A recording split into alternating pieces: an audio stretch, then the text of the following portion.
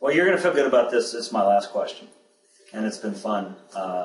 So I'm just going to, I just want you to complete the sentence. A little bird flies down on my shoulder and whispers in my ear and tells me something about Casey. What's it telling me? That once when I was 16, I got drunk in Tijuana and made out with a woman that was about 65 years old. Is she your Facebook friend? No.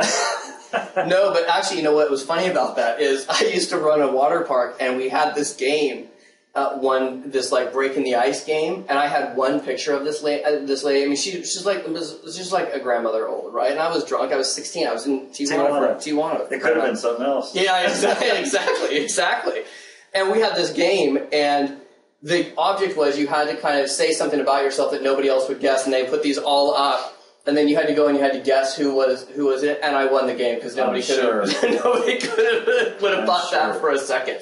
All right, well, just to make this fair, I'm going to let you ask me 3 questions. So you can ask me anything you want, and you can ambush me and whatever. You know what? Here's the deal. Let me ask this. You asked me who my crush was. Let me ask you, who do you have a crush on? Well, I absolutely 100% have a super crush on my wife. I mean, she's my best friend, and she's gorgeous. I mean, that's a given. I have a total crush on her. But as far as crushes go, I'm like you. I'm a learner. I want to meet with people that I would love to sit down with Donald Trump and just engage in a conversation with him. It'd be a fascinating conversation. And just to follow him around through the day, right? And I would be fascinated. So I'd say I have a man crush on him. Jose Luis Oropeza, who used to be a vice president of beauty control, is just an amazing communicator and a coach and a trainer. Totally have a man crush on him because you feel at ease when you're around him. You know those kind of people. I met him down at an event, and I can totally see that. Yeah. Now that you say that, I might have to go back and change it. Yeah, exactly. So that's my crush. Crushes, you could say. I have a crush on my 7-month-old Maltese puppy too. But I was gonna do a whole thing about the dog, and I just thought people will find it on your Facebook page, and they'll make their own decisions. Yeah. Let me ask this, Brian, and this is a question that, and I don't mean it in a political sense. I just mean it in general because I think you can tell a lot about people by causes or things that they get sort of caught up in. So, is there any thing, person, company, situation that you actively boycott, and why? Actively boycott, I don't really, I mean, I am, again, fascinated. If it wasn't for, like the Discovery Channel, I had no idea that these whale wars were going on. Oh my God, it's the best show on television. Between Whale Wars and Deadliest Catch, like I'm in. And I had no idea. I mean, that's something that I would invest in and put money to stop that. And I don't even know why. I can't even really go into why I think it's wrong. I just think it's wrong. Mm-hmm. And I really boycott politics. I mean, I don't like either side. I feel like it's lying. All of it's just a big lie, and we're being sold crap, and I don't want to buy crap. And I boycott all news channels. I can't stand the news because it's all crap. You know what's so funny is I have a lot of friends that do the same thing, and I crack up because I just have such a different perspective on watching the news shows. That I love going to, like if you had asked me what's the last thing I watch on TV, I love watching constant negative news. I love watching CNN because, going back to your earlier question, I think it's all phony and it is just as comical and entertaining to me as The Real Housewives. Yeah. Like I just find I don't buy anything that they're selling, so if you don't buy anything that you're selling, for me, politics is hilarious. You know what it is? I'll steal this from Kathy Griffin because it was so brilliant. Politics is just showbiz for ugly people. I've heard that. Yeah, I agree.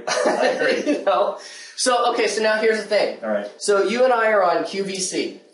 Okay. I'm trying to remember what that is. QVC is the home shopping network. Okay. Where you literally have to sell something to an audience of millions. Millions. Okay. Millions of people. And the object that you're selling may or may not even be there.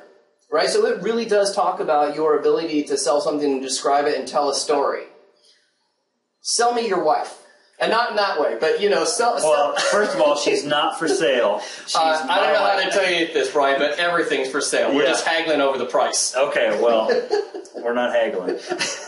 How do I sell my wife? Well, let me tell you the story when I met her. I was living in Memphis, Tennessee, single father, went to Vegas for a friend from high school's wedding, and I really, in my mind, was like, just going to Vegas to have fun. Had no intention that I was going to meet my future wife, and hanging out, having fun. And I walked into this wedding, and across the room is my wife in this red and black sequins dress and curly hair. I have a thing for curly hair, curly long blonde hair. And I remember saying specifically to myself, if her face is as hot as the way she looks from the back, I'm in love. And she turned around and we met eyes, and I ran like a schoolgirl. I ran to the bathroom. I mean, I was so intimidated by her. And I remember coming back and everybody had sat down by the time I came back, so I probably spent 20 minutes in the bathroom trying to figure out some cheesy pickup line, right?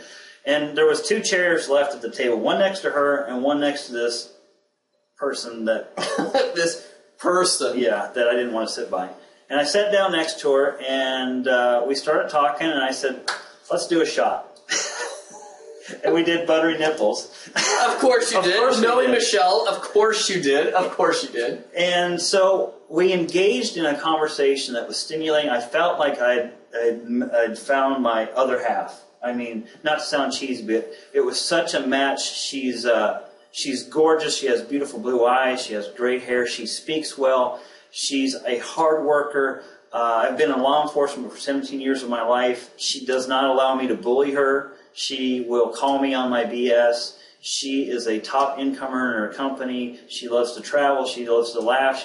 And she's goofy. She is so authentic that to me, there's no better woman on the face of the planet. And anybody watching this can't afford her. So yeah, and here's the thing. You know, it's funny. Like as you were saying that, I actually got goosebumps, and 2 reasons. One, watching how you interact with her is just awesome.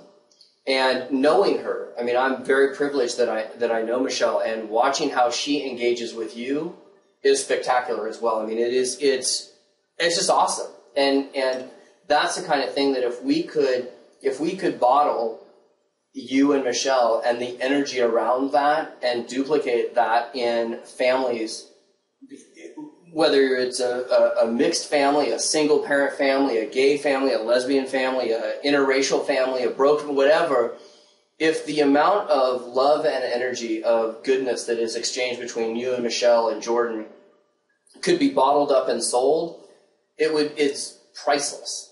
It's just priceless. So well, thank you. You know, and I don't want to sit here and paint. You know, we have heated debates. I mean, because we're both very strong-willed people, and I've learned through the errors of being a bullheaded man that I go by the mantra, happy wife, happy life. And that's a tip that you want to take into you want to make your spouse, your partner happy, your life is going to be so much easier. Because I know if Michelle's happy, that means I'm happy.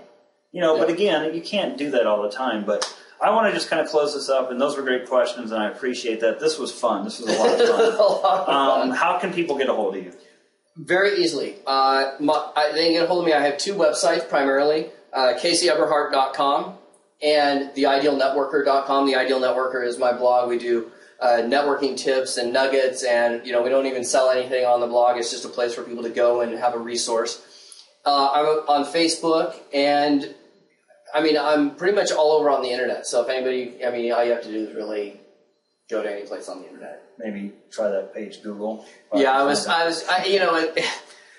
funny. A good friend of mine who was mentioned earlier, Cedric Harris, has a T-shirt back in the T-shirt conversation, and I will never forget walking into a huge event with thousands of people, and he strolls in and he's wearing a T-shirt that says "Google me, bitch," and I just thought it was the funniest thing from that. So I try to stay away from that, but I'm on Facebook and Twitter and LinkedIn and stuff. So. Thank you. Thanks for watching. Thanks, guys. Have an awesome day. And go over and, if you would, comment on this video of what you got out of it. And you probably can't hit Casey up on Facebook because he's overloaded with friends. So go to his fan page and share with him what you got out of this interview. Have a good one, guys.